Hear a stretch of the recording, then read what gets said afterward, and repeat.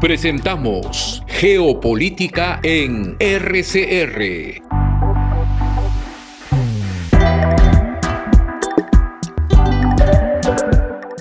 Muy buenas noches, estimados amigos, amigas. Estamos ya camino a 2 años y 8 meses de este programa. Esta noche tengo el gusto de presentarles a Iván Breau, o Breaud, como se quiera pronunciar, o Breau en francés, Larrea, que es un joven. Gracias. Sí, yo estoy con 81 años, te llevo alrededor de 20 años, para mí eres joven. Eres menor que los amazonólogos, con todo respeto, más conocidos del Perú y del extranjero, por decir los hermanos Duroyani, en un lado, el grupo de propuesta amazónica, el grupo o las personas que están en el mundo de la cultura, como Gino Ceccarelli Bardales, gran persona, extraordinario pintor, como Roger Unril, que también ya está de los mayores, ¿no? Sí. Entonces, con Iván Breau queremos tener una voz, digamos, relativamente joven, distinta a la de los jóvenes que no tienen voz sino TikTok. Es un problema grave. Y distinta de las personas adultas amazónicas como yo, o no amazónicos, que tenemos una perspectiva probablemente diferente en algunos temas, y eso es natural y es bueno. Yo lo que le pediría a Iván es que nos diga 2 palabras sobre su preparación académica, porque lo que yo destaco en él no es tanto qué títulos ha sacado, como se dice, voy a sacar un título, saqué un título, dicen, ¿y dónde lo puso el título? No importa. Hoy día los títulos ya no es necesario ir a Zángaro para sacarlos en la calle Zángaro, para los amigos que no conocen qué significa Zángaro, la calle Zángaro, donde se fabricaban títulos. Hoy día para eso hay universidades, más de 100, que dan títulos a diestra y siniestra con tal de pagar los estipendios mensuales o por ciclo. Entonces no es tanto lo que importa en ciclo. Él vive la Amazonía, tanto en el Perú, particularmente Ucayali probablemente, pero también en toda la Amazonía peruana, pero además con trabajos de investigación personales y en grupos en la Amazonía internacional. Esta Amazonía que es mucho más grande que el Perú y que es más grande que Australia, más grande que Canadá. Que Canadá no, casi tan grande como, un poco más pequeña que China, sí. Un poco más pequeña que los Estados Unidos, son 8 millones de kilómetros cuadrados aproximadamente, ¿verdad? Entonces, y varios estados, entre los cuales está Francia, que tiene un departamento de ultramar, que es Guyana, desde donde envía sus cohetes Ariane u otros modelos. Entonces, él tiene un trabajo de investigación in situ, en el terreno, y publicaciones acreditadas, y es una persona reconocida por los mayores, que he aludido a algunos de ellos. Cuéntanos un poco, no de lo que sacaste, sino de lo que estudiaste y aprendiste. Primero que todo, muchísimas gracias por invitarme y por las palabras. Yo creo, muy halagador escucharte, Manuel. A ver, yo estudié inicialmente Ciencias Forestales en la Universidad Agraria en La Molina. Me dediqué desde muy joven, más joven, a trabajar con pueblos indígenas, a trabajar con los Ashaninka en Selva Central. Estuve los años duros del 92 al 96 en el Valle del N, luego he estado en Madre de Dios, he estado en Iquitos, bueno, en Loreto, he trabajado en la industria, he trabajado en ONGs, y hace algunos años le di un poco más de forma a mi vocación de periodística. Y ahora hago periodismo de investigación. Sí, periodismo de investigación.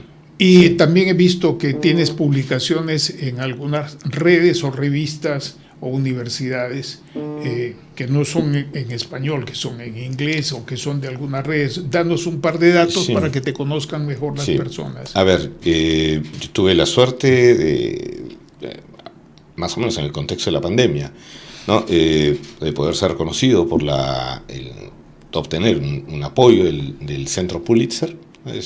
Creo que la mayoría lo conoce, es uno de los centros más importantes de periodismo del mundo, para pertenecer a la red de investigación sobre bosques tropicales, investigaciones periodísticas, ¿no? Formo parte del Rainforest Investigation Network.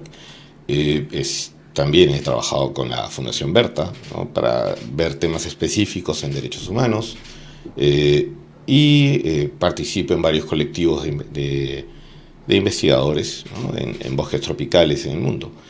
Trabajo tanto en investigación de delitos ambientales, derechos humanos, derechos indígenas en particular, pero también colaboro con académicos en investigaciones un poco más académicas, más sólidas, ¿no? En trata de personas, también en delitos ambientales, etc. Excelente. Quedémonos ahí. Me gustaría que nos dijeras qué nos traes, qué ideas centrales nos traes enúncialas primero y luego vamos conversando cada una de ellas. A ver, la primera cosa es que quisiera empezar con la experiencia. Perdón, y también tienes las láminas que puedes indicar en el momento que desees, sí. ¿no? Sí, yo quisiera empezar con algo que creo que es fundamental para todo peruano, y es que necesitamos reconocernos como un país amazónico. Necesitamos reconocer de que el Perú es más del 70% de su territorio son bosques, más del 60% son bosques amazónicos, que nuestra historia está impregnada de la Amazonía y sin embargo no la vemos, es prácticamente invisible para nosotros. Uno puede ir a algunas ciudades en la Amazonía y sentir el calor, la alegría, pero la identidad amazónica más profunda, la que corresponde a los pueblos indígenas, por ejemplo, es algo apenas turístico, apenas pintoresco. Se va, se diluye. Y con eso se pierde gran parte de nuestra historia, gran parte de cómo se ha forjado una enorme parte de la nación, ¿no? La historia oficial no reconoce en gran parte lo que ocurrió ahí. Entonces, la primera cosa es eso, o sea, reconocernos como un país amazónico creo que es importante. Lo segundo es entender que la Amazonía tiene en su conjunto, ya no hablemos solamente de Perú, hablemos del continente, ¿no? de Sudamérica, tiene una importancia global, es un objeto de interés global. Y cuando dices global, particularmente se refiere a las potencias medianas y las grandes potencias. A todas las potencias, pero también es un asunto de interés regional. Los países, nuestros vecinos, el mismo Estado peruano, tienen intereses particulares en territorios en territorios amazónicos. Y lo que se repite constantemente es que gran parte del destino de la humanidad depende de lo que esté pasando y de lo que está pasando en Amazonía. Entonces, no estamos hablando de un tema lejano, no estamos hablando de ciencia ficción, ya estamos hablando de realidades que estamos viviendo constantemente y de cómo eso moldea, ¿no? Nuestro presente y va a moldear nuestro futuro. Creo que es importante también que toda la gente que nos puede ver, escuchar, sepa que hay también procesos muy duros que están pasando en la Amazonía. No solamente el hecho de que se está transformando la Amazonía, que está dejando de ser bosque para convertirse en algo que todavía no podemos prever. O sea, una sabana. El tema que conversábamos hace unos instantes, que se omiten muchos diagnósticos, y no quiero entrar en detalles, pero lo hemos comprobado, que es el cambio del uso de la tierra. Exactamente. Y de lo que significa la tierra, el terreno, la geografía. Sí, la geografía, los recursos, la demografía, la forma como entendemos el territorio amazónico está cambiando con todo esto, y cómo justamente esos poderes que ya no están tan ocultos, que son organizaciones criminales, ¿no? Transnacionales, transfronterizas, están moldeando el futuro de la Amazonía, están convirtiéndose probablemente en poderes supranacionales. O sea, mientras estamos esperando cambios, digamos, de una economía moderna que no sabemos si va a ser más vías para camiones o multimodales con uso de ferrocarril en la Amazonía que va desde el Brasil hasta las partes de la alta Amazonía peruana, en este caso, como colombiana, en su caso ecuatoriana. Hay otros poderes que son los que tú mencionas. Entonces tenemos dos grandes tipos de actores. Exactamente. Continúa. Exactamente. Y eso es algo que apenas empezamos a reconocer, porque no son nuevos. Están aquí hace más de una década, por lo menos. Y están moldeando no solamente la geografía, están moldeando la demografía, están realmente cambiando la cara de la Amazonía, ¿no? Y de la Amazonía ya no solamente hablemos del Perú, estamos hablando de la Amazonía en su conjunto. Y esos poderes están desafiando a los estados, están desafiando las formas en las cuales se organiza la sociedad, ¿no? Y desafiando también el futuro de las poblaciones, una vez más, ya no solamente la Amazonía, porque los efectos de estas economías ilegales, vamos a hablar posteriormente de algunas de ellas, el narcotráfico, la minería ilegal, etcétera, tienen influencias enormes en la vida económica y en la vida política de los países. En el Perú eso creo ya es obvio para todos, ¿no? Y finalmente me gustaría sí conversar del efecto Trump, ¿no? ¿Qué es lo que está pasando con eso? Y saber cómo mueve, ¿no? Y quisiera pedir por favor si pudieran poner la primera lámina. Hay una lámina ahí bonita. Siguiente, por favor. Esa misma. Amazonía. Y lo que podemos ver en el mapa para los que nos están viendo en este momento es esa mancha verde enorme, gigante, es la Amazonía. Eso es lo que llaman el pulmón del mundo, que no es un pulmón en realidad, es más un riñón que un pulmón, hablando en términos geoquímicos, obviamente. Pero estamos hablando... Sí, a veces se exagera su papel y se olvida el papel de los océanos. Pero continúa. Sí. En realidad la Amazonía es un tremendo... Es un órgano gigante, ¿ya? Si hablamos de la Tierra como un ser vivo. Regula los ciclos hidrológicos, están las principales fuentes de agua dulce continentales aquí, los ríos más caudalosos. Tenemos un valor gigantesco que es la biodiversidad de la Amazonía, ¿no? En donde tenemos más del 25% de las especies conocidas del planeta están en esta pequeña parte del mundo, pequeña comparada con el resto del planeta, obviamente. ¿Ya? Y el potencial enorme, y ya no solamente hablando desde el punto de vista científico, sino el potencial práctico de descubrir nuevas especies o nuevos compuestos químicos que nos permitan atender problemas importantes de la humanidad, es muy probable que estén ahí. De hecho, ya se han descubierto a lo largo de la historia plantas y productos que vienen de la Amazonía, de nuestra Amazonía, que han cambiado la historia. Vamos a hablar del caucho, ¿ya? Amazónico, cambió la forma como concebimos el mundo, ¿no? Algo que permitió la expansión de los ejércitos, el ingreso de tropas a zonas tropicales, salió también de aquí, la quinina, el árbol de la quina, nuestro árbol nacional, ¿no? Que la gente no sabe, dicho sea de paso. Sí, que todo el mundo cree que es el manzano que está en el escudo, y no es así. Lo siento, muchachos, pero no es un manzano. Lo que tenemos ahí TikTok no ha aclarado nunca eso. Sí, continúa. Sí, y ahí Hidroyani tiene, ahora que lo mencionaste, Hidroyani y la gente de la fundación tienen la razón, ¿no? Al poner en su símbolo un árbol alto, esbelto, hermoso, que es nuestro árbol de la quina, no el manzano que nos pusieron, pero bueno, ya o cuestión de los artistas de su momento. Pero bueno, la quina también generó una serie de mejoras en la medicina que permitieron la expansión,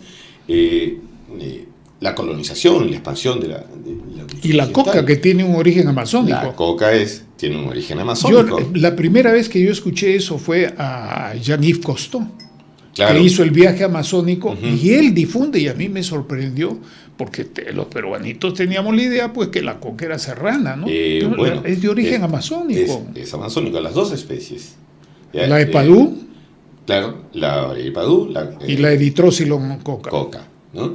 Una en ceja de selva y la otra ya de selva baja. Esas eran las dos originales. Ahora, gracias a enormes avances en la ingeniería genética y el mejoramiento de plantas, tenemos más de 14 variedades, y estas 14 han sido desarrolladas obviamente con fines non santos para producción de cocaína en Cinabaja. La Amazonía es mucho más que Perú, es mucho más que Brasil, implica un montón de relaciones transfronterizas. Tenemos ríos que nacen en la cordillera de los Andes, ¿no?, y que discurren hacia Brasil, que vienen desde Ecuador, también ingresan a Brasil, que hay una geografía conectada.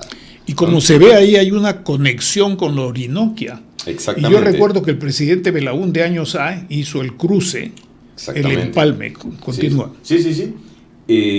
Pero es un sistema que se integra, ¿no? Es todo un sistema circulatorio el que se puede ver si tomamos en cuenta los ríos, quebradas, lagunas, etc. Estamos hablando de una fuente gigante, ¿no?, de recursos que lamentablemente, como mencionábamos, se está transformando. Siguiente lámina, por favor. Ahí podemos ver un poco los países que corresponden a la cuenca amazónica, ¿no? Tenemos Ecuador, Colombia, de alguna forma Venezuela, tiene Brasil obviamente, Perú, Bolivia, las Guyanas que están un poco más. O sea, hay todo un ecosistema tropical ahí, y no estamos hablando de la Amazonía, aunque hay bosques tropicales que llegan hasta Argentina, hasta el norte de Argentina, sí, el norte ¿verdad? Argentina. Hasta tigrillos hay. Claro, hay tigre, ¿no? Hay jaguar todavía. Jaguar. ¿Sí? El jaguarete que le dicen por allá. Y llegamos hasta México, ¿no? Tenemos bosques tropicales también ahí. Y este enorme capital compartido debería ser el objeto de una mayor coordinación, de un objetivo común, para lo que se quiera, pero de un pensamiento común administrando uno de los activos naturales más grandes que tiene la humanidad en este momento, que siempre ha tenido, pero que lamentablemente por montones de razones, ya la historia lo cuenta, siempre ha sido dejado de lado, ¿no? Quisiera detenerme allí en un momento. Cuando a los amazónicos en general, trabajado mucho tiempo en Selva Central, les preguntan por la historia del Perú. La historia que se cuenta es la historia de la independencia, la historia de la guerra con Chile, un poco de los presidentes, y paramos de contar. O sea, lo que la mente puede recordar es la historia de la costa y la sierra. Pero la historia amazónica no se cuenta. No se cuenta lo que pasó con Juan Santos Atahualpa, ¿no? Uno de los más grandes, o sea, una de las mayores revoluciones en la historia del Perú nació en la Amazonía, ¿no? Con un efecto tal que lo describió hace poco Juan Santos Granero, me parece. El efecto que tuvo fue tan fuerte que logró que la corona española por más de 150 años ya enviara tropas, creara fortificaciones para prevenir la invasión amazónica hacia el Ande y hacia la costa, proteger el imperio, ¿no?, la colonia, proteger el virreinato de los amazónicos. Los ayánicas, que todos conocemos, que viven en la parte baja de la Amazonía, parte media quizás, ¿no?, estaban peleando arriba, cerca a Tarma. Tomaron campamentos mineros en la zona. Y esa historia no se cuenta. No se cuenta tampoco cómo fue la historia de la colonización. Sabemos los episodios trágicos del caucho, pero no conocemos, por ejemplo, nunca se nos habla de la extracción del palo de rosa, que fue un boom exportador también del Perú. No se nos habla de la tigrillada, ¿no?, con la cual el Perú se convirtió, junto con otros países, en una potencia exportadora de pieles de animales, ¿no?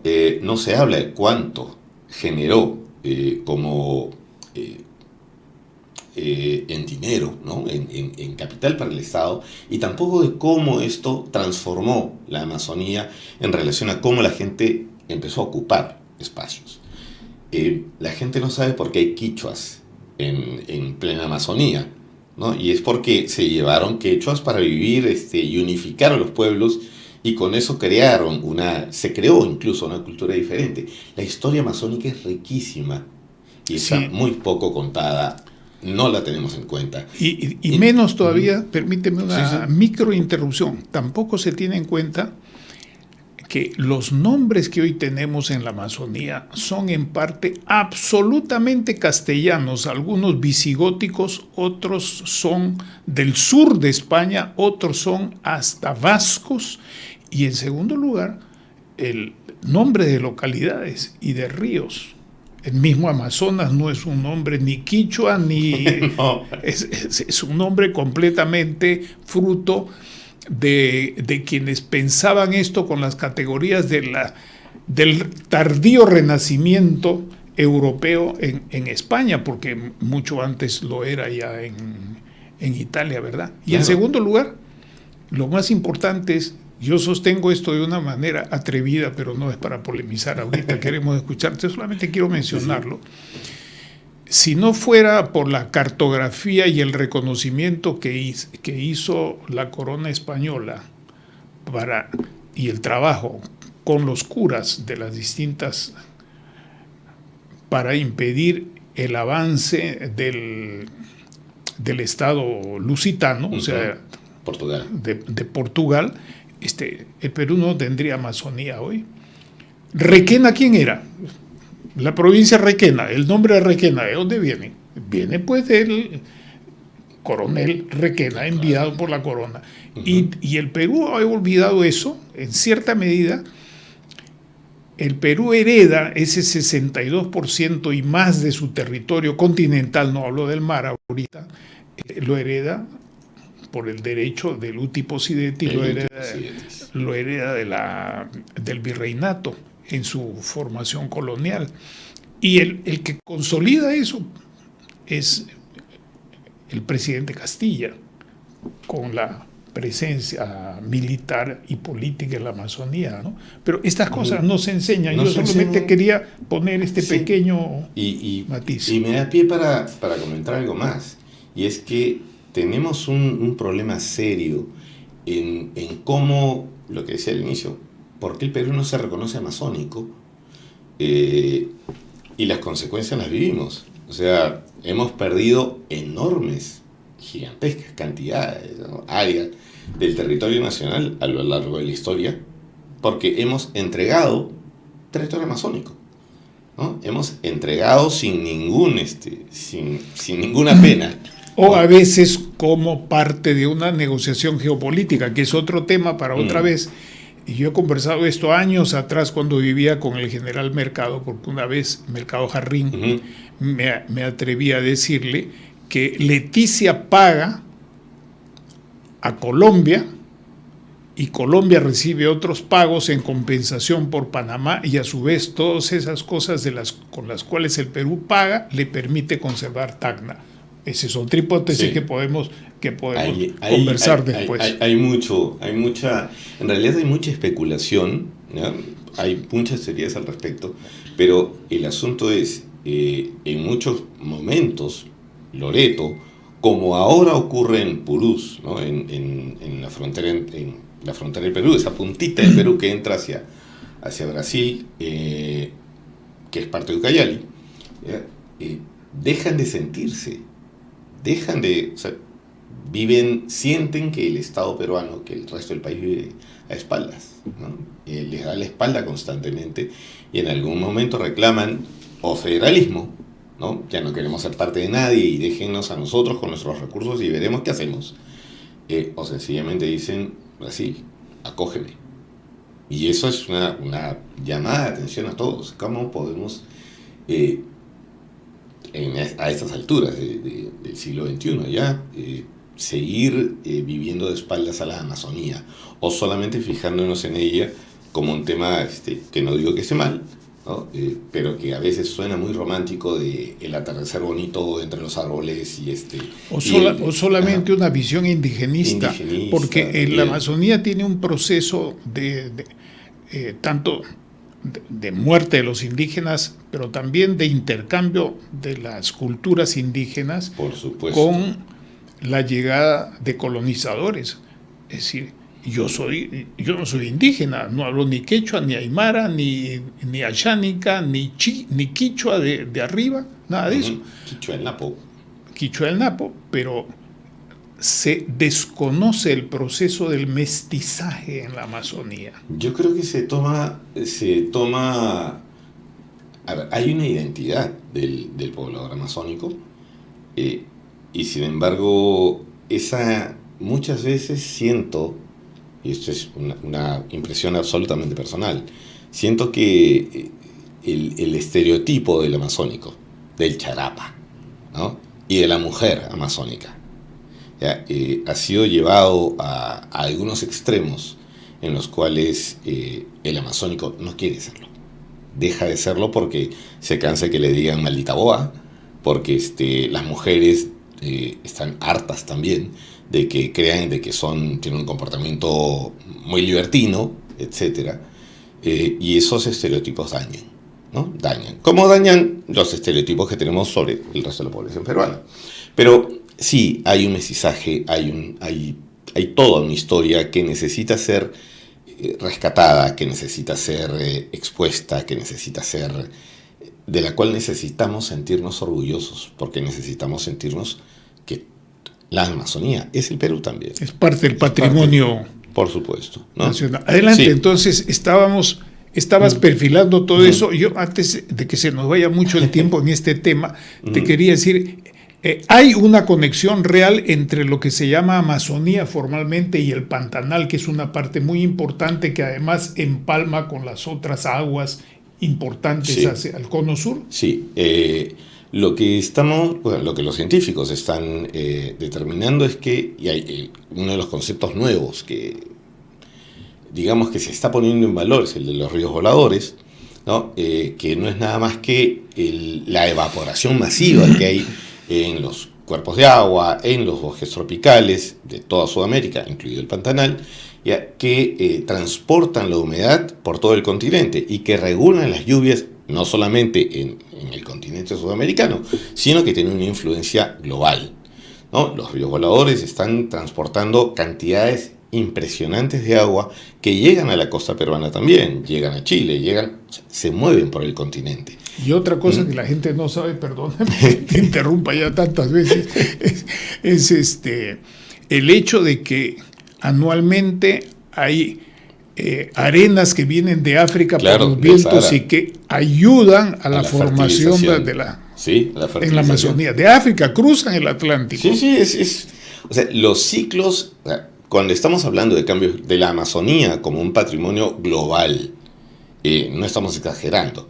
Estamos hablando de que si el desierto del Sahara en África tiene influencia sobre la Amazonía tiene a su vez una influencia sobre el resto del globo, sobre el resto del planeta. Pero vamos a ir a qué es lo que está pasando con la Amazonía. ¿Podemos seguir, por favor, con la siguiente vista? Discúlpame, trataré de no interrumpir más, porque si no nos perdemos tu valiosa contribución. No te preocupes, me está ayudando a más bien ordenarme.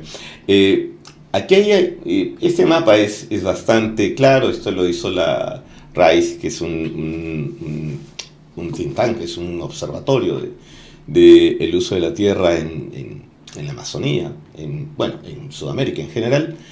Y bueno, podemos ver rápidamente las proporciones, ¿no? Más del 57% bosques tropicales, etc. Pero en la columna de la derecha lo que podemos ver es cómo estaba la Amazonía, nuestro país en general, en el año 85 y cómo estaba el 2021. Y empiezan a haber cambios, y cambios notorios. Y ahí llegamos al tema de qué está pasando con la Amazonía. Tenemos un cambio profundo en los suelos, el cambio de uso de la tierra, que tiene que ver con flujos sociales, con procesos sociales. Tenemos una enorme migración. La Amazonía siempre ha sido vista como el gran paraíso verde, en donde siembres lo que siembres va a crecer y vas a ser la ubérrima selva amazónica. Y eso es un mito demostrado hace más de 40 años, ¿no? Y que sin embargo, aún profesionales de ciencias que deberían conocer del tema, ¿no? Diversas especialidades, aún no conocen, aún siguen pensando en una Amazonía en donde tú siembras lo que quieras y va a crecer, lo cual no es cierto. Hay gente que aún piensa que se pueden hacer grandes proyectos de reforestación con cedro y caoba, como se plantearon en los años 50, y que fracasaron en el año 51, y el 54, y luego el 60, y siguieron fracasando, ya, pero hay gente que no aprende de eso, y se siguen proyectando proyectos productivos en la Amazonía que no corresponden a la capacidad productiva de los suelos, que no corresponden a las dinámicas climáticas, que no corresponden al ecosistema amazónico. Lo dicen muchos especialistas, la Amazonía es un enorme cementerio de proyectos, porque se han hecho iniciativas, cientos, miles quizás, y la gran mayoría fracasan porque este primer conocimiento, saber qué es la Amazonía, qué tipo de suelos tiene, qué tipo de su régimen hídrico, dónde llueve, dónde no llueve, si va a hacer calor, se inunda, etcétera, eso no se conoce, ¿no? Eso no se conoce. Y ahora, además, se ha mezclado dos cosas relacionadas pero distintas. Fenómenos climáticos extremos que siempre han existido en toda la historia del planeta con cambio climático. Y entonces todo el mundo dice, llueve, cambio climático, sismo, cambio climático, que se pudrió la producción, cambio climático. No, esas cosas tienen que ser precisadas y mucho más con los retos que luego vas a referirte a ellos que tiene la Amazonía. Continúa, sí, por favor. Y lo que estás comentando es crítico también, porque volvemos a la historia. O sea, nos enseñan de las culturas de la costa peruana, pero no nos enseñan por qué desaparecieron. Nos enseñan muy bonito, ¿no? Ahí está, mira, el huaco, la orfebrería, lo que fuera, pero nadie dice que los grandes ciclos climáticos, ¿no?, del mundo han afectado las culturas, ¿no? Y tenemos grandes culturas en la costa peruana, en todo el mundo en realidad, que han desaparecido por este tipo de fenómenos, que son cíclicos, pero ahora tenemos este adicional, que es el cambio climático, que complejiza todo. Complejiza y sobre todo potencia los impactos. El cambio de uso de la tierra es crítico. Hemos tenido siempre un bolsón de población en la costa y en la sierra principalmente, que ha vivido en condiciones muy, muy precarias, que aún vive en condiciones precarias, y a las cuales, por diferentes motivos, no vamos a profundizar en ello, fueron impulsadas, fueron motivadas a dejar su tierra original, dejar sus terrenos, sus territorios, y movilizarse hacia la selva con la esperanza de tener nueva tierra productiva, el paraíso verde, en el cual todo va a florecer y todo va a ser bonito. Los grandes proyectos de colonización en la Amazonía, todos fracasaron, ¿no? Porque justamente se planificó en relación a un desconocimiento de cómo era la Amazonía. De eso que ha señalado, ¿no? Y eso es algo que seguimos repitiendo. Lamentablemente seguimos repitiendo ese tema. Siguiente lámina, por favor. Y ahí quisiera mostrar aquí. Este es un gráfico hecho por un think tank que se llama Inside Crime. Ellos investigan delitos en general en el mundo, particularmente en Sudamérica. Y aquí hablan de los principales motores de deforestación. Y aquí tenemos una cuestión que ya también se ha probado. Hace poco se le ha publicado un estudio en el cual yo felicito a la Fundación para la Conservación y Desarrollo Sostenible, en el cual analizan cómo las carreteras sacrosantas, que todo el mundo sabe que son necesarias, pero que en el Perú están tremendamente mal hechas en casi todo sentido. Si no, pregúntenle a la gente de Madre de Dios y La Pampa. Y ahora quieren hacer más por este asunto de Chancay y Brasil. Sí, pero continúa. Sí, pero ahí voy. El asunto es que lo que han encontrado los estudios, y haciendo no solamente una investigación de ahora, sino viendo la historia de las carreteras en la Amazonía peruana de los últimos por lo menos 30 años, lo que están detectando es que donde hay una carretera aumenta la deforestación, hay una colonización, una migración desordenada, no hay ningún tipo de soporte del Estado a la población que se asienta, entonces inmediatamente la gente empieza a volcarse a actividades que son ilegales.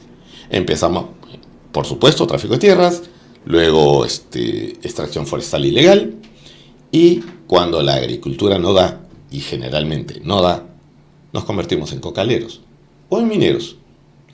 Y con eso empieza realmente un círculo vicioso, una espiral de delincuencia y de ilegalidad que estamos encontrando en casi toda la Amazonía peruana en este momento. Danos nombres de departamentos y de provincias, si quieres, para que la gente nos esté bien clara de que no estás exagerando. Atalaya. Atalaya, Ucayali, ¿no? Las autoridades de Atalaya, con el apoyo también de autoridades de Junín, están promoviendo, por ejemplo, una carretera que se supone va a conectar la Sierra Central, la Selva Central, con Brasil. Lindo, plausible, solamente que Brasil no tiene ninguna carretera al otro lado. Entonces tienes una carretera hacia ningún lado, porque no hay, o sea, lo único que hay al otro lado de la frontera es un aeropuerto. Como el puente de Iquitos. Como el puente. Como el puente. Y vamos a ese. O sea, también tienes, bueno, ese es Atalaya en Ucayali. Tienes la carretera Bocamanu, la carretera Bocamanu que está en Madre de Dios, que es básicamente darle mayores facilidades a los mineros ilegales para que se acerquen al Parque Nacional del Manu y a las comunidades nativas que están en la zona. Tienes más hacia el norte, tienes la carretera que quieren hacer que vaya desde Mazán, o sea, Iquitos, Mazán y de Mazán hacia el Estrecho, en el Putumayo. ¿Por qué? Porque hay que interconectar. Putumayo, frontera con Colombia. Con Colombia. Sí, una carretera que va a ir justamente al mismo centro del medio de la mitad de la zona de mayor actividad y control de las disidencias de las FARC. O sea, donde se juntan disidencias FARC, narcotráfico, contrabando, sicariato, minería ilegal y tráfico de personas. Y trata de personas. Lo han escuchado bien, amigos. Ese es un asunto sumamente grave porque significa todo el flanco nororiental de la frontera absolutamente comprometido, sin que haya capacidad de prestar servicios, ni siquiera de identificar a la gente de una manera eficaz. Y también se sigue comprometiendo el flanco occidental, donde es más conocida la información. Continúa, por favor. Sí, lo que tenemos en todos estos casos, y ahí vamos a la siguiente lámina, por favor, para ir mostrando una más, por favor. Todos los puntos negros que ven, minería. Y pueden ver cómo está cerca a Iquitos, tenemos ahí una... Pero estamos hablando de minería no regulada, la minería por la libre, informal, la mayoría guión ilegal. Sí, estamos hablando de eso. Hay legal, por supuesto, porque hay extracción de arenas para construcción, etcétera. Pero lo que tenemos en realidad es minería ilegal. En algunos casos la extracción de arena en algunos pueblos está modificando las áreas de los ríos. El cauce de los ríos. El cauce de los ríos, sí. Está causando un perjuicio terrible y además la plata que cobran por esa extracción es una minería no metálica. Exactamente. ¿No? Minería no metálica. Pagan prácticamente nada. Sí, prácticamente no pagan nada, pero eso sirve para la corrupción, porque no dan cuenta los gobiernos locales para eso. Nadie da cuenta de eso, ¿no? Y tenemos los varillales cerca de Iquitos, ¿no? O sea, están tremendamente afectados en un ecosistema. Varillalito. Sí, toda la zona que está ahí. Que se hizo por una ley que promovió el grupo de Humala en el Congreso, pensando que una ley sustituye la cultura y la antropología de la gente de Belén. Y yo creo que eso fue aprovechado muy bien para otra cosa. Sí, ahí tiene sus bemoles.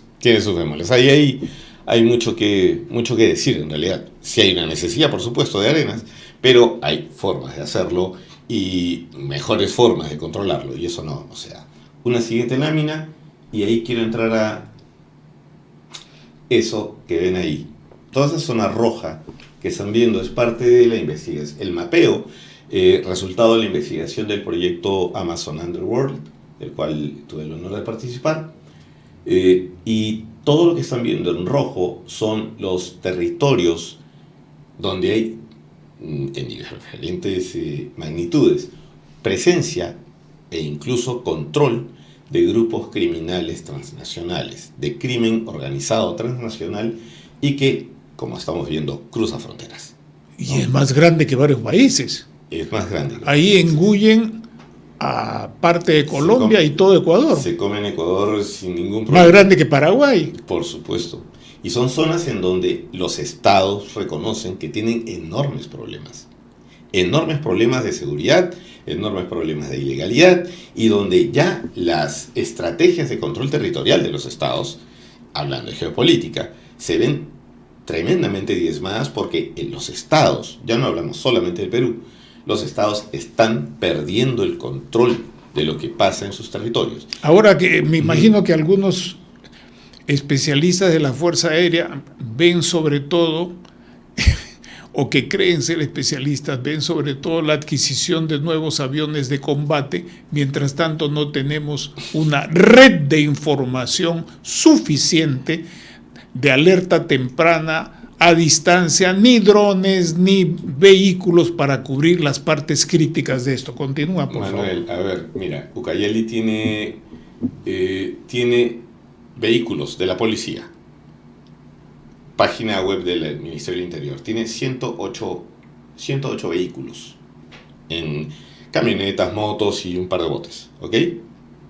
Casi la mitad están inutilizables. No hay cómo movilizarse. Tenemos tenemos un policía por cada 700 personas, cuando lo que debería ser es un policía por cada 300 aproximadamente. Hay distritos enteros que no tienen ni siquiera comisaría. Y hay distritos gigantes, ¿ya? Estamos hablando de Tahuanía, por ejemplo, su capital Bolognesi, que es por donde un alcalde quiere pasar la carretera para llevar el desarrollo a la frontera, una carretera narco totalmente, 4 pistas de aterrizaje, está llenándose de narcotráfico, gracias a estos esfuerzos de promover el desarrollo amazónico, pero tiene 6 policías. 6 policías que con pistolas no tienen armamento siquiera para poder... Y que para sobrevivir en el caso más benigno de la interpretación tienen que hacer parte de la red lamentablemente negativa. Si no los matan, pues... Sí, lamentablemente la policía, y ahí hay que darle sí la razón a las fuerzas del orden. O sea, no tienen ni el equipamiento ni la logística para poder pelear contra este monstruo. O sea, estamos hablando de algunos de los grupos criminales organizados más poderosos del mundo que ya están tomando control. Una pregunta en relación a esto, y tal vez adelantándome al otro tema tuyo. Bases estadounidenses y unidades operativas del gobierno de Brasil, principalmente en esta zona, ¿son solución al problema? ¿Existen, no existen? ¿Cómo es la cosa? No hay, oficialmente no hay bases militares norteamericanas en territorio nacional. Hay una colaboración, hasta donde conozco, con el hospital militar, pero no hay una presencia militar estadounidense en territorio peruano, operativamente en estas zonas. Pero Brasil sí tiene. Brasil sí tiene. Y Brasil tiene una cobertura de sus fronteras que es bastante intensa, insuficiente, pero mucho más intensa que la que tiene el país. Veamos una siguiente lámina, por favor. Y ahí están. Eso es el Comando Bermelo. Esas son las áreas dominadas por el Comando Bermelo.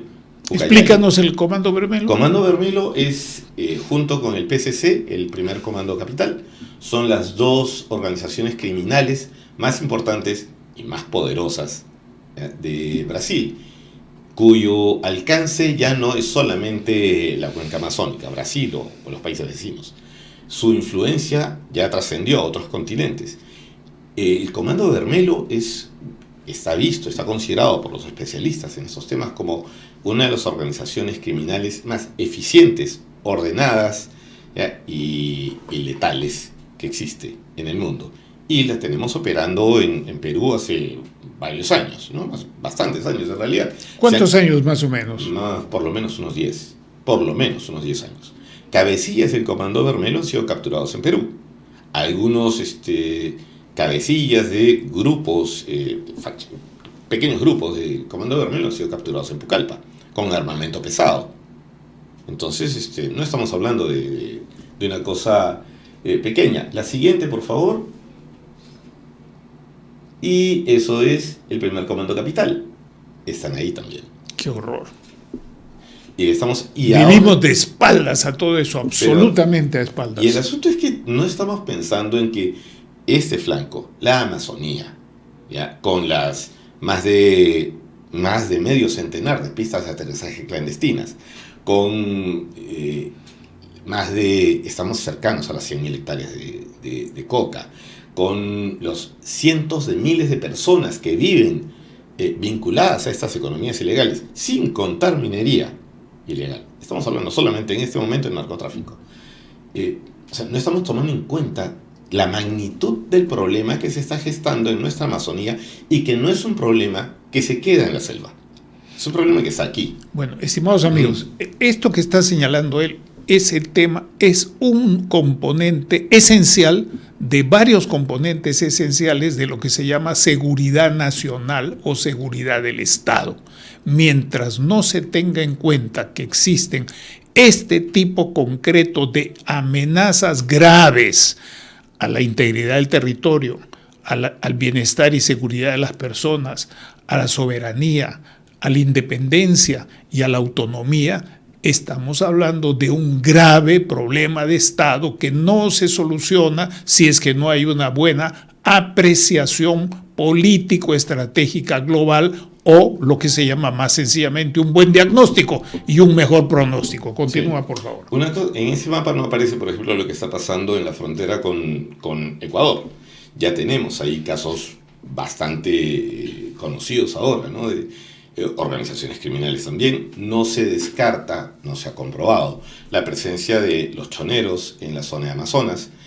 Ahí también hay otro problema, y en el cual son zonas alejadas, pero son zonas ricas en recursos, y son zonas donde nuestros compatriotas están en gran parte tratando de defender los que pueden, tratando de defender el territorio nacional, tratando de establecer por lo menos un nivel de convivencia para que no los maten, para que no los involucren.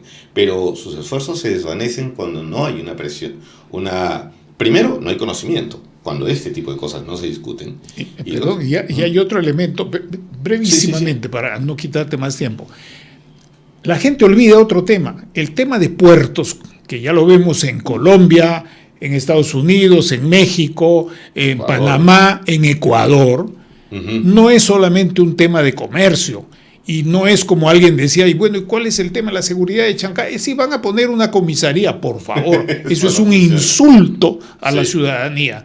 Eso hace un arco de la narcoeconomía, del contrabando y otros que es menester tener en cuenta. Todavía no se ha producido, no se sabe, pero ¿por dónde sale la mayor parte de la coca en el Perú? Sale por el puerto de Paita, por el puerto del Callao, varios puertos. Así es. Varios puertos. Además, una parte importante sale por el Amazonas, ¿ya? Una parte muy considerable sale por los aeropuertos, salen a Bolivia, principalmente. En Bolivia se refina y luego vuelve a Brasil.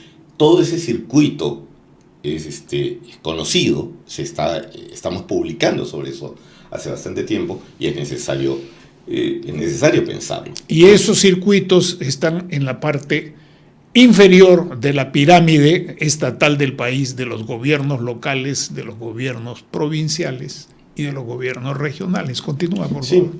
Una más, por favor. Una más, y eso ya, ¿para qué asustarnos? Yo participo de este observatorio, es el Observatorio de Deforestación y Delitos Ambientales de la Amazonía, el ODA, ya que lo trabaja la Asociación Propurus, una ONG que tiene sede en la Amazonía. Y, todas las zonas en rojito son zonas de influencia del narcotráfico o zonas cocaleras, y todos los puntitos negros que se ven ahí son pistas de aterrizaje. La gran mayoría, si no todas, son pistas de aterrizaje clandestinas. Una ONG pequeña puede mapear esto, puede verlo. El Estado debe tener esta información, supongo. Pero estamos viendo una nueva geografía del crimen en el Perú, y una geografía que se ha mantenido durante años y que no estamos atendiendo. Una más, por favor. Eso es Ucayali, la zona donde más trabajo. Y bueno, lamentablemente quizás no puedan ver ahí el detalle, pero lo que podemos ver ahí son cómo los caminos forestales. Tenemos un déficit, según el CEPLAN, de 12.000 kilómetros de carreteras en la Amazonía. ¿Sí? ¿Ok? ¿Necesitamos carreteras? Sí, por supuesto. ¿Saben cuántos kilómetros de carreteras tenemos solo en Ucayali? Carreteras no declaradas, carreteras informales o madereras. Tenemos casi 12.000 kilómetros solo en Ucayali. Pero esas carreteras no aparecen en los mapas oficiales. Es información sobre la cual no se tiene en cuenta para planificar siquiera el desarrollo local. Entonces, ¿qué es lo que tenemos? Una región fronteriza, tenemos una enorme frontera con Brasil, ¿ya? Que está siendo objeto de una enorme presión y que nos genera tensiones también con Brasil, pero que no estamos mapeando, que no estamos viendo. La primera solución a cada problema en las fronteras es: vamos a poner una carretera. Señores, estamos llenos de carreteras. Estamos llenos y no están solucionando ningún problema. Entonces, quizás deberíamos repensar la forma como queremos ver el desarrollo de las zonas fronterizas y cómo necesitamos empezar a hacer que el Estado peruano en general, junto con sus pares en Sudamérica, piensen en una estrategia real para poder poner en valor esa zona, porque es importante ponerle en valor, mejorar la calidad de vida de la población, pero a su vez, ¿no?, preservar, ¿no?, los valores más ambientales. Hacer lo que tú dices conlleva, es decir, implícitamente hay que hacerlo junto con Brasil, principalmente, no digo exclusivamente. Uh-huh. ¿Por qué? Porque es ahí donde existe la mayor continuidad. Es correcto. Es ahí.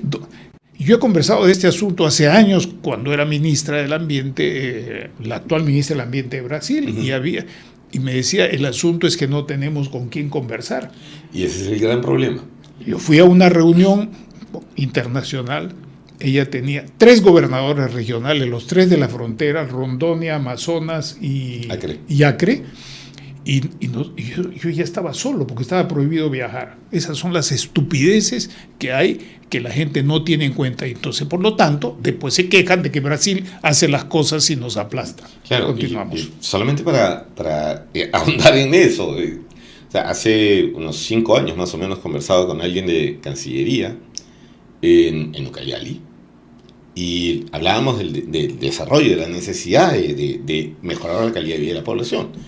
Y la primera cosa que dijo es: bueno, entonces, ¿cómo solucionamos el tema de la carretera por Purús? Dije, ¿perdón? ¿Qué? Cruzar un parque nacional no se puede. La carretera, ¿a dónde te va a llevar? Y vas a hacer una carretera de varios cientos de kilómetros en medio de una zona altamente vulnerable, con un costo de construcción gigante, pero no estás invirtiendo siquiera en mejorar la pista de aterrizaje, porque hay una pista de aterrizaje para aviones de gran capacidad. No hay una alienación al monotransporte, en vez de tener una perspectiva multimodal o polimodal o intermodal de transporte, que no existe. Claro, y la otra cuestión es que nuevamente yo soy un convencido de que el modelo centralista en el país se repite y se repite y se repite. O sea, yo quiero el desarrollo de Purús. Perfecto. ¿Cómo voy a lograrlo? Lo tengo que conectar con Pucallpa. Oye, Purús está en otra cuenca, es otra realidad. No necesitas vincularlo a Pucallpa para articularlo al desarrollo nacional. Necesitas repensar las cosas. Y eso es algo que parece que le da dolor de cabeza a algunas personas. Para unos últimos minutos que nos quedan, nos avisan, por favor, si, nos haces una seña. ¿La política de Trump nos hará repensar o qué? Para tomar los últimos segundos, y aquí no te interrumpo. Sí, yo creo que sí, está haciendo repensar el tema a todo el Perú. El Perú y en general a todo el mundo, ¿no? Lo que tenemos, la ayuda de Estados Unidos era fundamental para algunos programas de desarrollo alternativo, principalmente para el tema de coca, narcotráfico, pero algunos temas, no puede ser de que algunos temas que son medulares para la sociedad peruana sean totalmente dependientes de la ayuda de otro país. O sea, hay cosas que nosotros como país necesitamos abordar, que necesitamos tomar a cargo, ¿no? Educación, violencia, etcétera. De hecho, hemos tenido un retroceso importante. O sea, no hay fondos para que se mueva la Fiscalía Especializada en Medio Ambiente. Tenemos problemas con las Fiscalías de Derechos Humanos, porque no hay presupuesto para ellas. Y estamos viendo de que en estas zonas es donde más se necesita y es donde no hay. Entonces, sí, hay un bajón ahí. Yo creo que, y de buena fuente sé que varios países están muy preocupados en este momento. Creo que de alguna forma esto... hay formas de, digamos, esquivar este golpe, pero creo que debe llamarnos a reflexión de que el Perú tiene que hacerse cargo de sus propios problemas. Y tenemos recursos fiscales, hay una cantidad de reserva importante, tenemos un presupuesto de más de 260.000 millones, de los cuales hay una robadera impresionante, no solamente en los 3 niveles de gobierno, en los 3 poderes del Estado y mediante una serie de asociaciones.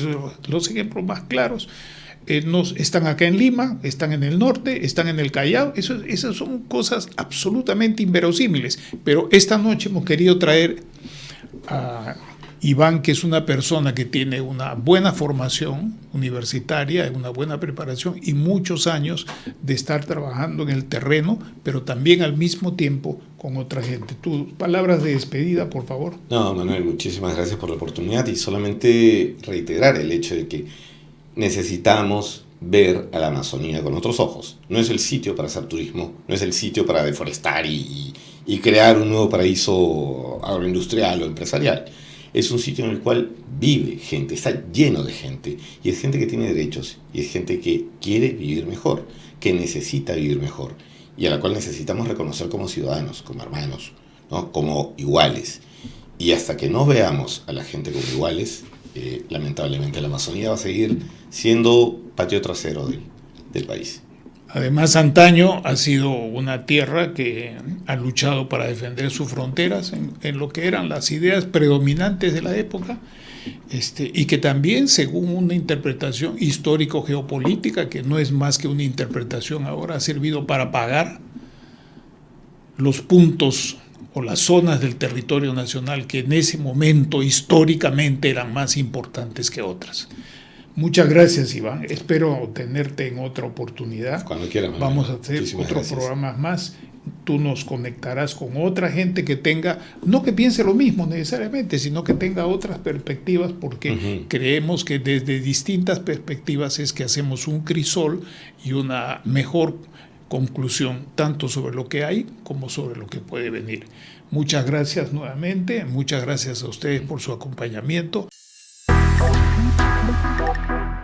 Hemos presentado Geopolítica en RCR.